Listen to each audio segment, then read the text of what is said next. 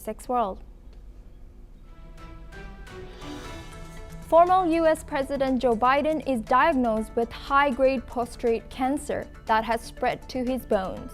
According to a statement from his office, support is pouring in from Trump, Obama, and Harris across the political spectrum. Israel says it will let in a basic amount of food to avoid starvation in Gaza. After a 10-week blockade sparked global outcry, the move comes as Israel launches widespread ground strikes and vows to prevent Hamas from controlling aid distribution. President Trump will call Putin Monday to push for peace in Ukraine as Russia launches its biggest drone attack since the war began. European leaders, backed by Starmer, demand an immediate ceasefire to end the bloodiest conflict in Europe since World War II. Britain and the EU reached tentative agreements on defense, fisheries and youth mobility, opening the door for UK firms to join EU defense contracts. The common understanding text now awaits approval from all 27 EU member states as the summit kicks off. Bucharest Mayor Nicusar Dan defeats Trump ally George Simeon in a shock runoff win, vowing to keep Romania firmly backing Ukraine. The election follows a cancelled first round amid claims of Russian meddling, with Dan securing 54% of the vote. Russia fires 273 drones at Ukraine in its largest attack since the war began, killing one woman and destroying homes ahead of new ceasefire talks. Trump plans Monday calls with Putin and Zelensky as Kyiv claims Moscow may launch a ballistic missile to pressure the West.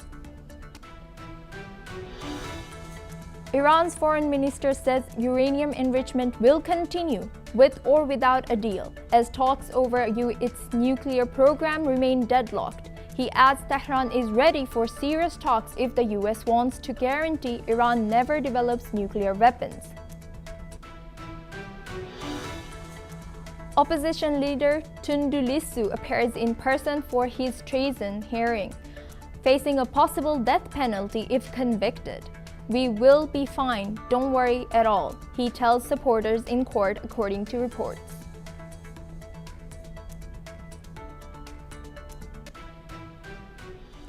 Israel has partially lifted its blockade on Gaza, allowing a limited amount of humanitarian aid to enter for the first time since March 2nd. The move follows mounting international pressure, including strong calls from France for unrestricted humanitarian access. However, the details of the implementation of the aid plan are yet to be given out. The World Health Organization chief warned today that 2 million people are starving in the Gaza Strip, driving up the risk of famine. Israeli Prime Minister Benjamin Netanyahu stated today that Israel intends to maintain full control over Gaza, further stating that "we are going to take control of the entire territory of the Gaza Strip." Let us listen in to what the Israeli Prime Minister had to say. מתחילת המלחמה אמרנו שכדי להשלים את הניצחון, להכריע את החמאס ולשחרר את כל חטופינו, שתי משימות שמשולבות זו בזו, יש תנאי אחד הכרחי. אסור לנו להגיע למצב של רעב, גם מבחינה עניינית, גם מבחינה מדינית. פשוט לא יתמכו בנו, לא נוכל להשלים את משימת הניצחון. יש לנו מלחימה עצימה ועצומה, ויש התקרבות. אנחנו הולכים להשתלט על כל שטחי הרצועה. זה מה שאנחנו הולכים לעשות. ודבר נוסף, אני פשוט מצדיע למילואימניקים, אני מצדיע ללוחמים שלנו בסדיר, הם עושים שם עבודה נהדרת, כולל הבוקר, אני לא יכול להיכנס לכל הפרטים. אנחנו לא מוותרים. אבל כדי לעשות את זה, צריך לעשות את זה באופן כזה שלא יעצרו אותה. Meanwhile, Israel's military has issued an urgent evacuation order for residents of Khan Younis, Gaza's second largest city, warning of an unprecedented attack. The order, shared on social media by military spokesman Avishai Adrai, also covers nearby towns Bani Suhaila and Abbasan, urging civilians to move west towards Al-Mawasi. The military has declared the entire Khan Younis governorate a dangerous combat zone. This follows a similar displacement order issued just a day earlier for areas of central Gaza, including Al-Qarara in southern Deir al-Balah, as Israel intensifies its military campaign. The offensive, dubbed Operation Gideon Chariots, is aimed at securing the release of hostages still held by Hamas. Defense Minister Yoav Gallant said the campaign is being carried out with great force as ground operations expand. Israeli authorities believe up to 23 of the 57 remaining hostages may still be alive, with particular concern for at least 3 individuals. In today's latest developments, Israel launched 30 airstrikes across Gaza, bringing today's reported death toll to 46. According to Gaza's health ministry, on Sunday alone, at least 151 Palestinians were killed in the ground offensive, with reports of total 300 people killed in airstrikes in the past 48 hours.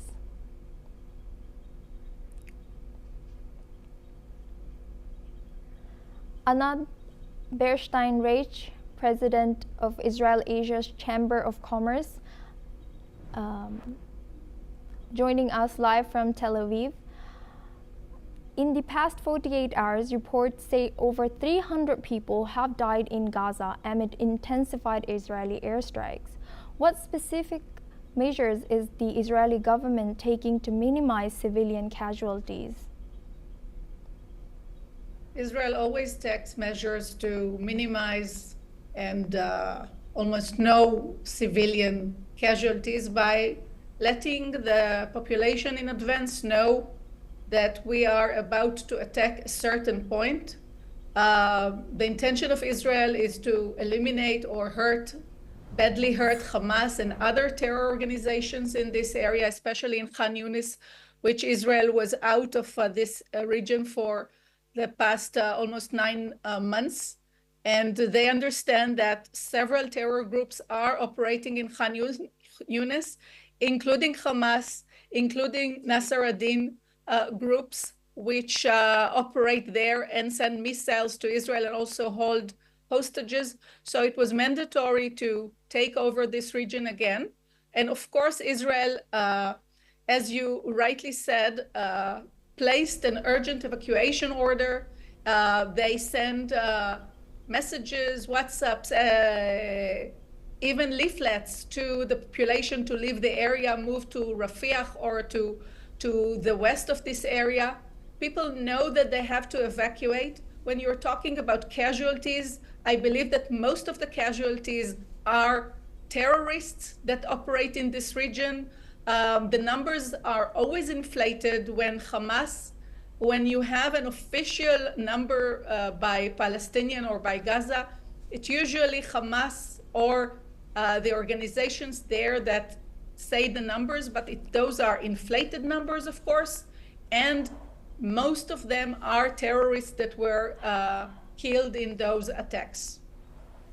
And despite the announcement that aid will now be partially allowed into Gaza, there's still little clarity on how this will be implemented. So what mechanisms are now in place to ensure aid reaches those in need?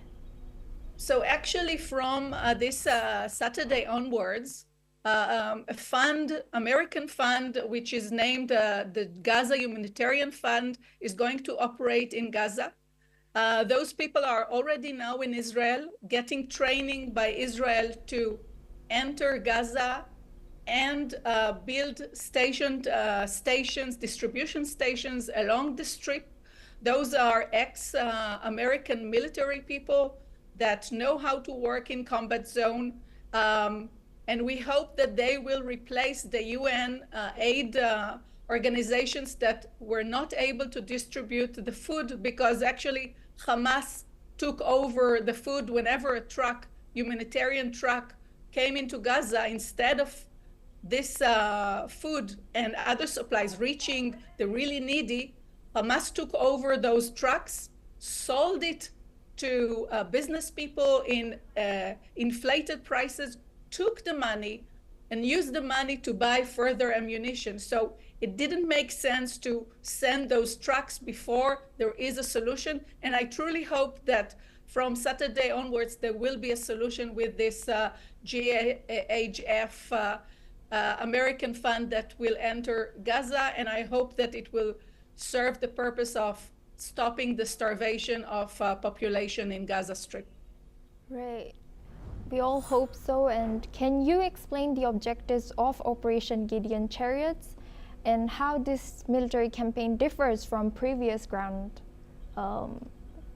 offensives that were taken in Gaza?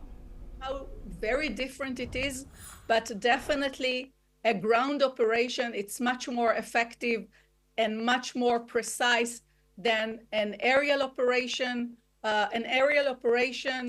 You cannot be totally precise. When it is a ground operation, you are able to reach. Just to name, in the past few days, few leaders of the Hamas and the other terror groups were taken and killed. And this is the ability to take over Hamas. The aim of this ground operation is to actually eliminate or hurt Hamas. We cannot eliminate Hamas. Hamas is more than just a military group, but definitely we need to weaken Hamas. And the ultimate goal is to get some peace to the region. But more important, we have 57 now actually hostages. Out of them, 23 are still alive, and the rest are bodies held by Hamas. We want them back. Hamas is not letting it happen. There are talks in Qatar. I hope that with the military operation and the pressure in the ground and the Qatar talks, we will be able to reach some agreement. Of course, if we are having also this humanitarian fund coming into Gaza, we can also ease the suffering of the population that is not Hamas, that is not terrorist. We need to bring, after almost 18 or more months, we need to bring some peace to the region. We want it as much as the poor Palestinians that are suffering from the governing body, which is the terror groups like Hamas and the other. Since you mentioned that there are ongoing efforts to bring the Israeli hostages back home, is there any update on the status of those Israeli hostages that are still held in Gaza? Yes, so last week, Eden Alexander, which is an Israeli-American soldier, was released from hostage. He brought a lot of information about the situation of hostages.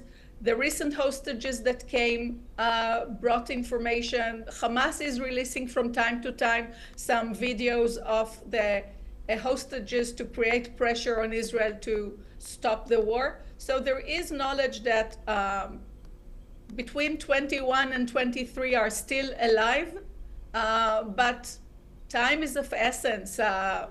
Those people are suffering, they are tortured, they are in tunnels without light, without air.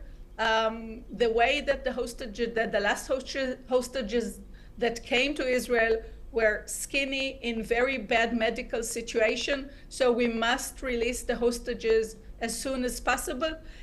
As I said, there are talks in Qatar with the aid of Egypt, with the aid of US. I truly hope that the pressure now will progress the talks in Qatar, and we can announce that they reach a new trust and release pact. Thank you so much, President Anat, for joining us. As we move on to our next story, Iran has said that nuclear talks with the United States will lead nowhere if Washington continues to demand a complete halt to Tehran's uranium enrichment. Iran's Deputy Foreign Minister has said that enrichment is a national achievement for Iran and that Iran will not back down from it. Foreign Minister Abbas Araghchi reinforced that message, saying that uranium enrichment in Iran will continue with or without a deal. Iran is currently enriching uranium to 60%, which is well above the 3.67% limit set by the 2015 nuclear agreement. but still below weapons grade levels needed for a nuclear warhead. Tehran insists that its program remains entirely peaceful. Amid these tensions with the United States over Iran's nuclear program, Araghchi announced that a fifth round of indirect nuclear talks with the United States will take place soon, with the time and location expected to be formally announced by mediators in Oman.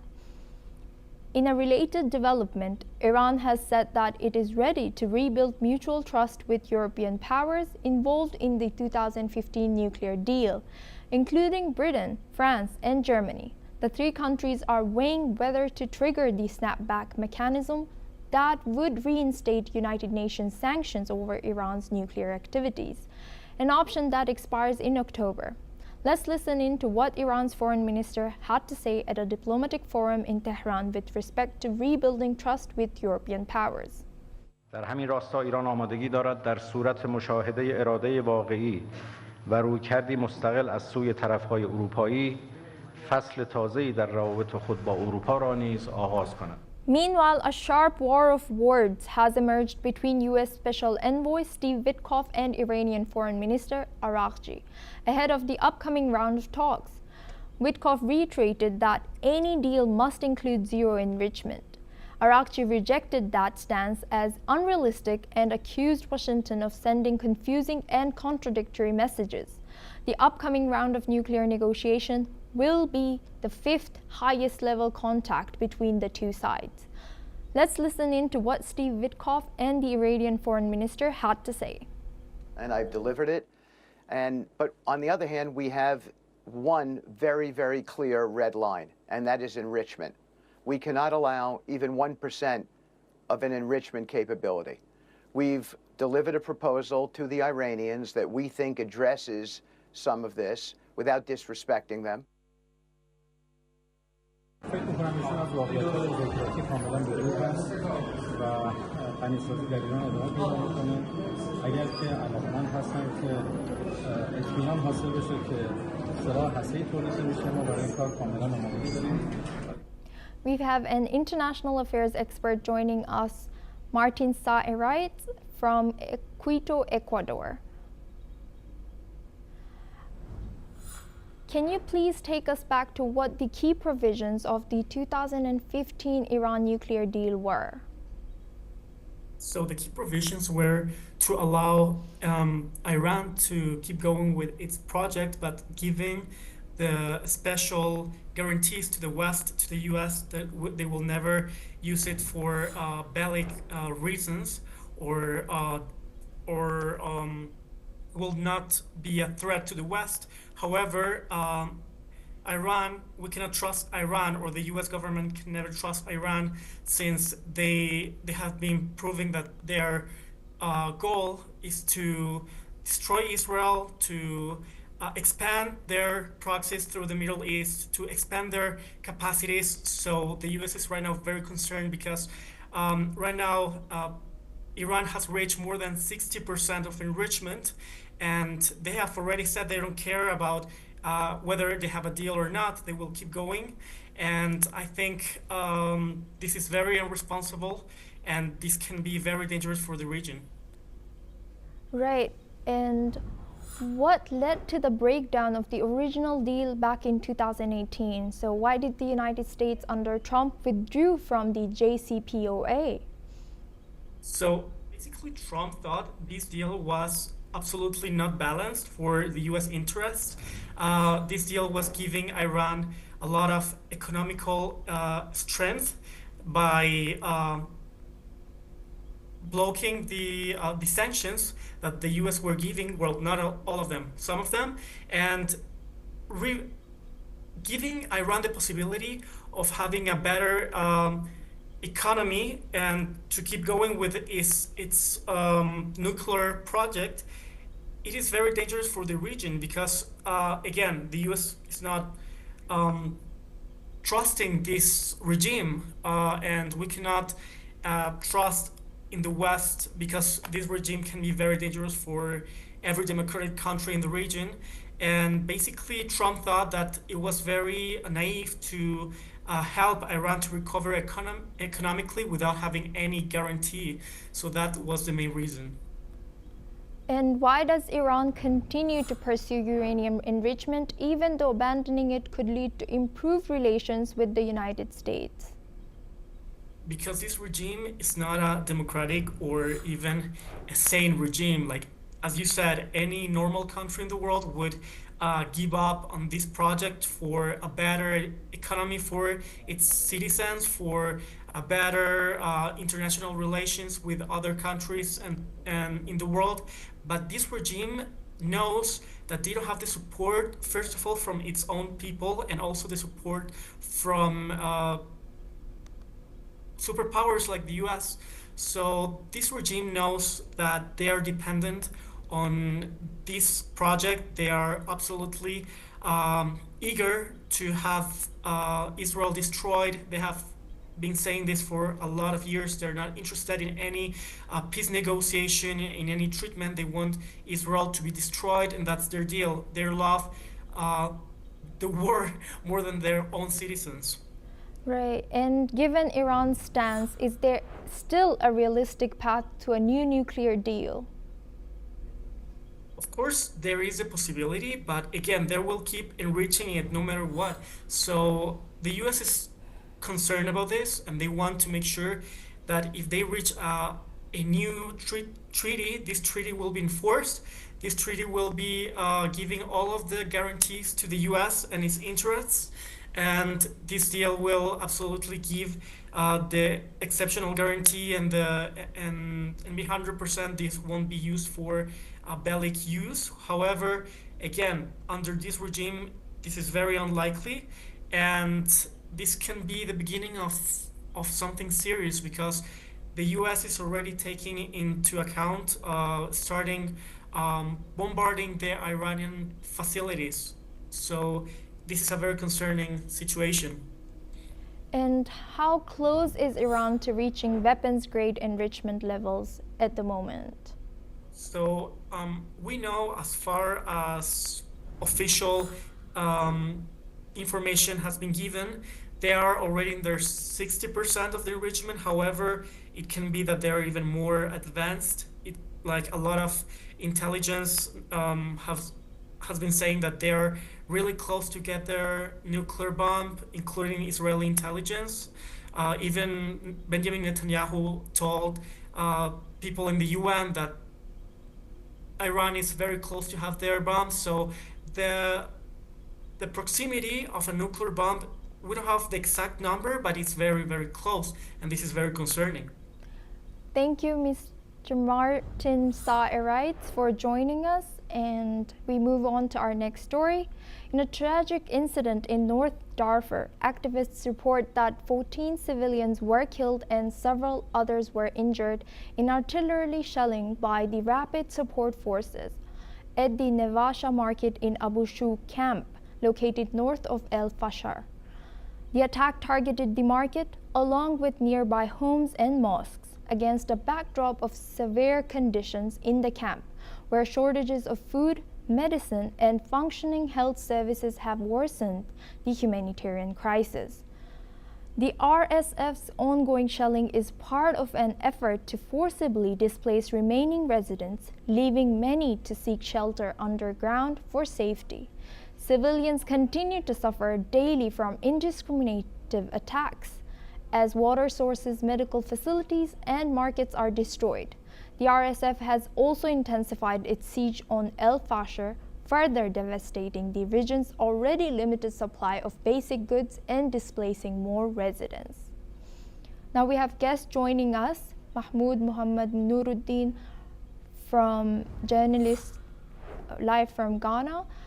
So can you walk us through the broader crisis unfolding in North Darfur, particularly in and around Al Fasher?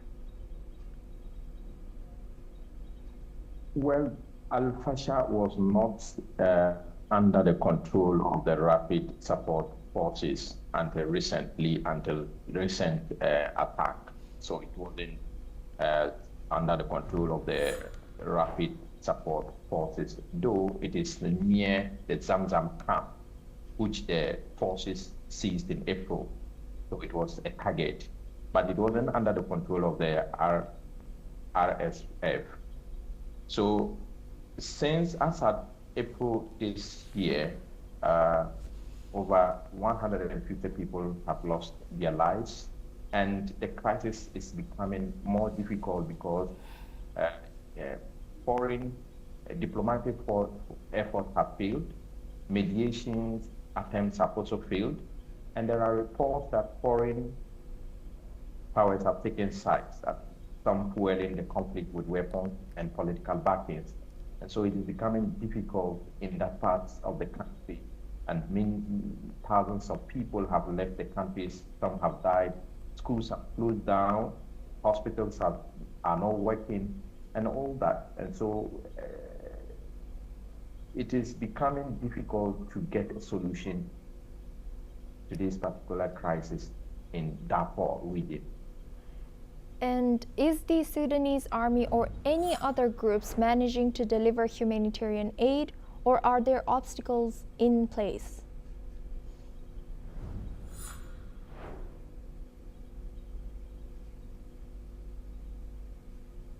Hello? Hello. Okay. Let me repeat the question.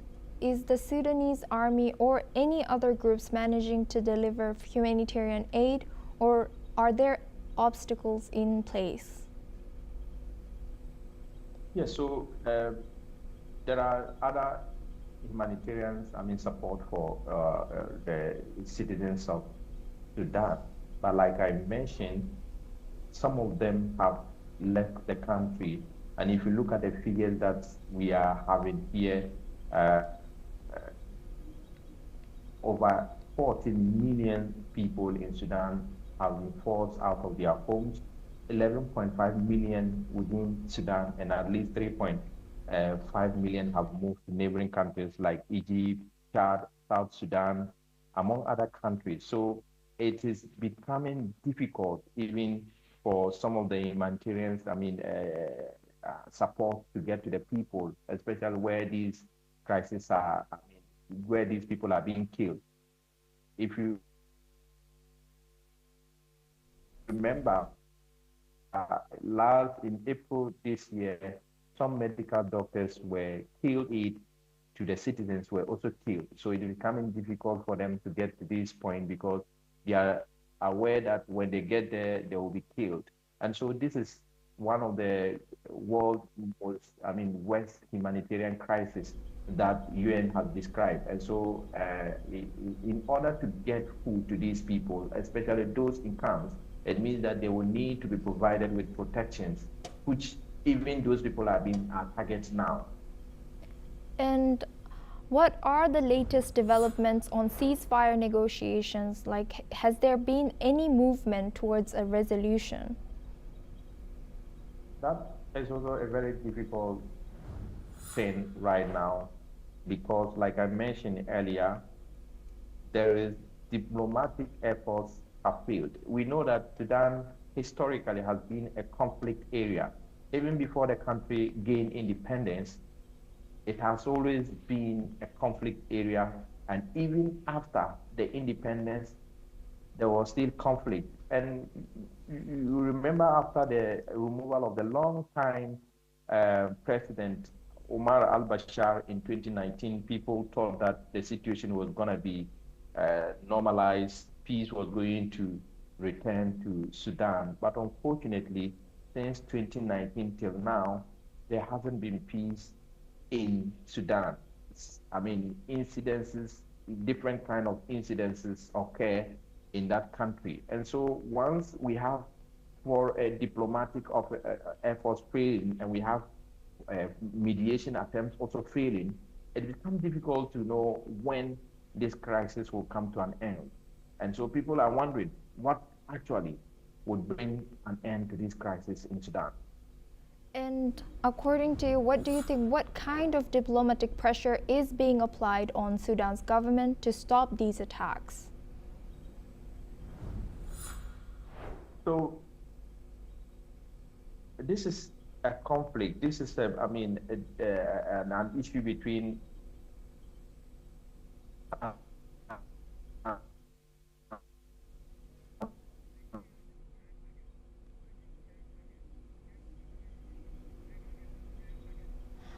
There's a network issue, so we are going to move forward with our story. Thank you so much, Mahmoud Muhammad Nuruddin, for joining us.